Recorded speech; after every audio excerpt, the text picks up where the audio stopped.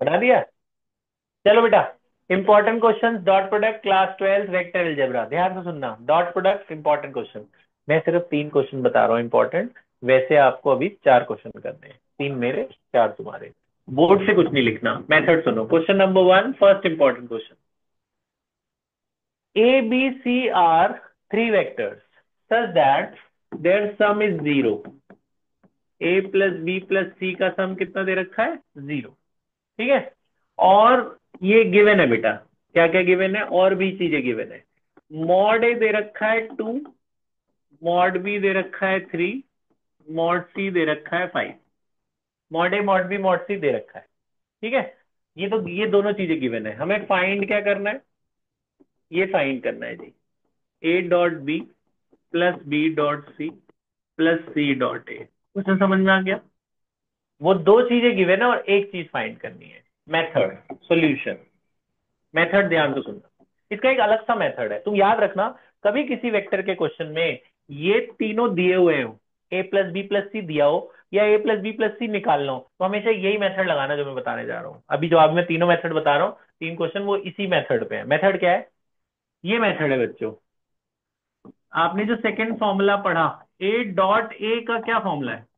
ए dot ए क्या होता है? मॉड ए का स्क्वायर। यही मेथड है इसका। बस ए नहीं लिखना, ए की जगह ये पूरा लिखना है, A plus B plus C. Formula यही लगा रहा हूं मैं। A dot A equal to mod A square. बस मैं ए नहीं लिखूंगा, ए की जगह क्या लिखूंगा? A plus B plus C. तो क्या लिखूं बताओ? A plus B plus C dot A plus B plus C is equal to क्या लिखूंगा? Mod A plus B plus C का स्क्वायर। मेथड समझ में आया? क्या मेथड था? A dot A equal to mod A square. तो A की जगह ये पूरा लेना है। ये कब? उन हर क्वेश्चन में यूज करना जहां ये दिया हो या निकालना हो। तो A plus B plus C dot A plus B plus C equal to mod A plus B plus C square. उसके बाद अगला स्टेप, ब्रैकेट खोलो। ए डॉट ए, ब्रैकेट खुलेगा तो क्या होगा? ए डॉट ए क्या हो जाएगा? Mod A square. ऐसे बी डॉट बी आएगा। आप एक स्टेप इनको खोल के दिखा देना ब्रैकेट। कई बार कहते हैं बच्चे की पहले ब्रैकेट खोलो, मतलब वो कहते हैं उनको ये चाहिए पहले ए डॉट ए दिखाओ, अगले स्टेप में ए डॉट ए को मॉड ए स्क्वायर लिखो। वही कहते हैं वो तो कर देना। स्टेप के ना मार्किंग स्कीम में नंबर होते हैं तो करना। मैं डायरेक्ट कर रहा हूँ तुम्हें, लेकिन वो स्टेप दिखाना है ना? क्या समझ में है क्या दिखाना है? ए डॉट ए, फिर बी डॉट बी, ऐसे सी डॉट सी आएगा। सी डॉट सी क्या हो जाएगा? मॉड सी का स्क्वायर। ऐसी एक जगह ए बी आएगा, ए डॉट बी, एक जगह बी डॉट ए आएगा। तो ए बी और बी ए तो सेम ही होते हैं, तो ए बी और बी ए ऐड होके क्या हो जाएगा? दो ए बी। फिर ऐसी एक जगह दो बी सी हो जाएगा, फिर दो सी ए हो जाएगा। ये समझ में आ रहा है? उसके पहले वो कहते हैं वो स्टेप दिखा देना, ब्रैकेट खोलने वाला। ब्रैकेट नॉर्मल एक्सपेंड करके दिखा देना, यही आ जाएगा। ये दो स्टेप समझ में आ गए? ठीक है यहाँ तक? अब वैल्यू डाल दो बेटा, जो जो तुम्हें पता है। तुम्हें क्या क्या पता है? मॉड ए की वैल्यू कितनी है? 2। मॉड बी की वैल्यू कितनी है? 3। मॉड सी की वैल्यू कितनी है? 5। ये तुम्हें कुछ नहीं पता। 2 कॉमन है इनमें, 2 कॉमन ले लो, क्या बचा? A dot B, A dot B plus B dot C plus C dot A. RHS का तुम्हें पता है ना? A plus B plus C कितना है? 0। तो उसका मैग्नीट्यूड भी क्या होगा? 0। 0 वेक्टर का मैग्नीट्यूड 0 ही हो गया, तो आरएचएस खत्म। बचा ये निकल नहीं गया? ये कितना हुआ? 9 और 4 13 और 25 कितना हुआ? 38।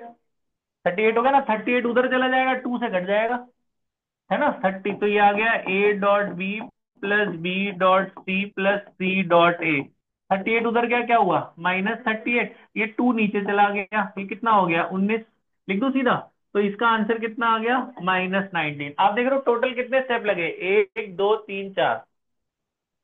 टोटल 4 स्टेप लगे। ये 2 या 3 नंबर में आता है, कुछ भी नहीं है। 3 नंबर में आया हुआ है बोर्ड में। आया समझ में? 3 मार्क का है, 3 ही स्टेप लगे। एक तो फॉर्मूला है। ये बात समझ में आ गई? अब एनसीईआरटी में ऐसा एक क्वेश्चन है,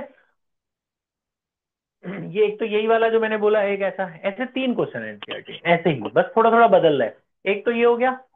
दूसरा क्या है? मैं आपको बोलूं ABC are unit vector. Unit vector का मतलब उनकी मैग्नीट्यूड कितनी दी हुई है? 1। तो जैसे मैंने यहाँ 2 3 5 डाला, उसकी जगह 1 1 1 डाल देना। तभी अगर ये 1 1 1 होता तो ये 3 हो जाता। तो आंसर क्या आता? -3 डिवाइडेड बाई 2। तो आंसर क्या आता? -3/2। 2 क्वेश्चन हो गए। तीसरा देखो इसकी वैरायटी, थर्ड वैरायटी। यहां तक समझ में आ गया? थर्ड देखो इसकी वैरायटी। थर्ड ये है बेटा, ध्यान से देखना। थर्ड थर्ड है कि ABC are three vectors whose magnitudes are given. मान लो इसकी वैल्यू 2 है, इसकी वैल्यू 3 है, इसकी वैल्यू 4 है। एबीसी दे रखा है, ठीक है। और इसने बोला कि each vector is perpendicular to sum of other two vector. मतलब हर वेक्टर परपेंडिकुलर है बाकी दोनों के सम के। तो ए किसके परपेंडिकुलर होगा? बी प्लस सी के। ऐसे ही बी किसके परपेंडिकुलर होगा? ए प्लस सी के। और सी किसके परपेंडिकुलर होगा? ए प्लस बी के। समझ रहे हो? हर वेक्टर एबीसी में से हर वेक्टर बाकी दो के सम के परपेंडिकुलर है। तो ए परपेंडिकुलर किसके? बी और सी के सम के बी, ए और सी के सम के सी, ए और बी के सम के परपेंडिकुलर। ये दिया हुआ है, ये दोनों डेटा गिवन है हमें। और इस बार फाइंड क्या करना है? इस बार फाइंड ये करना है, ये फाइंड करना है A plus B plus C का मॉड फाइंड करना है। ये दो चीजें दी हुई हैं और वो वाला निकालना है, A plus B plus C का मॉड निकालना है। क्वेश्चन समझ में आ गया? तो ये जो गिवन है इसका यूज करो। क्या यूज करोगे? आपको बताया कि जब दो वेक्टर परपेंडिकुलर होते हैं तो उनका डॉट प्रोडक्ट क्या होता है? जीरो। तो अगर ये दोनों परपेंडिकुलर हैं, ये और ये, तो इनका डॉट प्रोडक्ट क्या होगा? जीरो। तो ए का डॉट प्रोडक्ट बी प्लस सी के साथ क्या होगा? जीरो। ऐसे बी का डॉट प्रोडक्ट ए और सी के साथ जीरो होगा, और सी का डॉट प्रोडक्ट किसके साथ जीरो होगा? ए प्लस बी के साथ जीरो होगा। अगर मैं इसको फर्स्ट इक्वेशन मानता हूं, इसको सेकंड, इसको थर्ड, और ऐड कर दूं, ऐड करना जरा, इनको ऐड करना, 1 2 3। ऐड करने पे क्या आएगा आप खुद बताओ? ऐड करो जरा। आप इन तीनों को ब्रैकेट खोल के मन में ऐड करो। यहाँ ए बी आ रहा है, यहाँ बी आ रहा है। ए बी कितना हो जाएगा? 2 AB। ऐसे यहाँ एक ए सी आ रहा है और यहाँ सी ए आ रहा है, 2 AC हो जाएगा। इन तीनों को जब जोड़ोगे एलएचएस में, ए बी दो बार तो 2 AB। ऐसे ए सी दो बार 2 AC। और ऐसे यहाँ पे एक जगह बी और सी आएगा, यहाँ पे सी और बी आएगा, तो 2 BC। इन तीनों को जब जोड़ोगे तो ऐसा आ जाएगा, 2 AB plus 2 B dot C plus 2 C dot A. और आरएचएस में तो 0 प्लस 0 क्या हो जाएगा? जीरो ही होगा। तो इनको ऐड करने पे जीरो आ गया। समझ आई? अब हमें फाइंड क्या करना है? हमें फाइंड करना है A plus B plus C. Method क्या है? यही मेथड है सेम।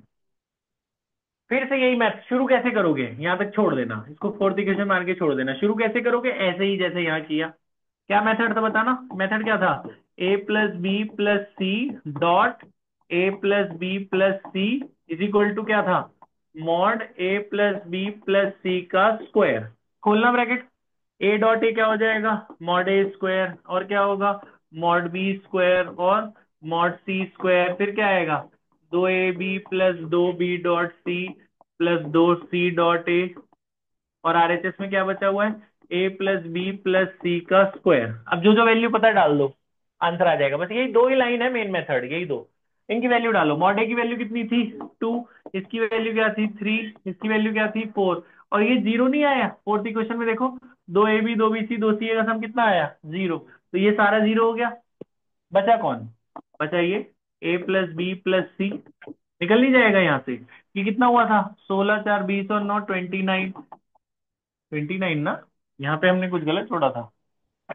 नहीं, अच्छा 5 था यहाँ। 29। तो ए प्लस बी प्लस सी, यहाँ से स्क्वायर हटेगा तो क्या लग जाएगा? रूट। तो A plus B plus C का मॉड आ नहीं गया? रूट। सेम ही कुछ, मतलब मेथड सेम ही है ना दोनों का। बस यहाँ पर क्या था? इसमें आरएचएस वाला जीरो था, ये निकालना था।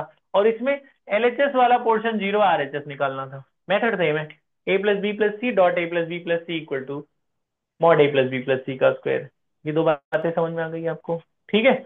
एक छोटी सी बात और बताने का वक्त नहीं रह गया, आप इतना ही कर लो। पॉज कर दे बेटा।